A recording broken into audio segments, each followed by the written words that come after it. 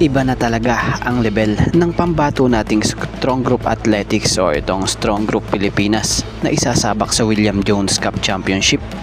Dahil nirecruit lang naman nila ang kilalang 7'4" former NBA big man at kilalang Serbian big man na si Boban Marjanovic para makatulong nga po sa pagdepensa ng korona ng Pilipinas sa paparating na William Jones Cup Championship. So wag na nga nating patagalin pa, tara at atin ang talakayin yan. So matatandaan namang defending champion ng Strong Group Athletics Pilipinas sa William Jones Cup. Kung maalala nyo, sila nga po ang nag-champion mula 2024 kung saan napanalunan nila ang 43rd William Jones Cup patungo sa kanilang unang korona. At pagdating ng 2025, champion nga po muli sila kung saan nakamit ng SGA Pilipinas ang back-to-back na kampyonato matapos magtala ng perpektong 8-0 sweep na nagtapos noong Hulyo 2025 laban sa United Arab Emirates. So balitay, sasali muli ulit ang Strong Group Athlete bit ang bandera muli ng Pilipinas sa paparating na William Jones Cup para sa kanilang target na three-peat o pangatlong kasunod-sunod na kampyonato. Balita gaganapin ito sa August 8 hanggang 23, 2026 kung saan gaganapin nga po ang venue sa lugar ng New Taipei City, Xinzhuang Gymnasium, Taiwan. So inilabas nga po ng SGA ang kanilang pangunahing import at eto nga ay ang 7'4" at dating NBA center na si Boban Marjanovic.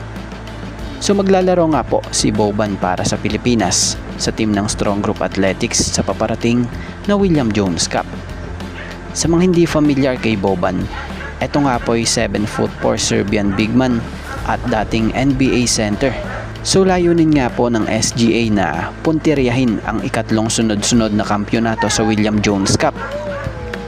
Balitay makakalaban nila sa preliminary round ang gaya ng mga koponan or bansang Japan, Korea at Chinese Taipei Blue.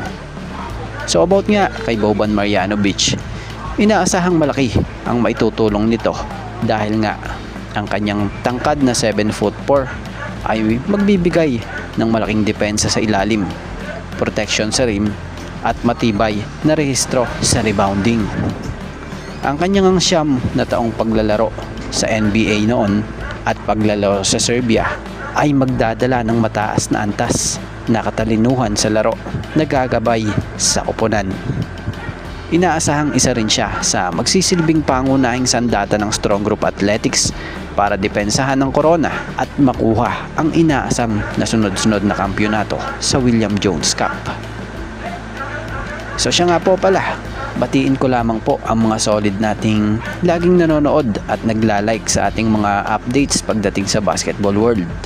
Shoutout po kay Janapot TV at dito kay Arnold Salazar from Tarlac City.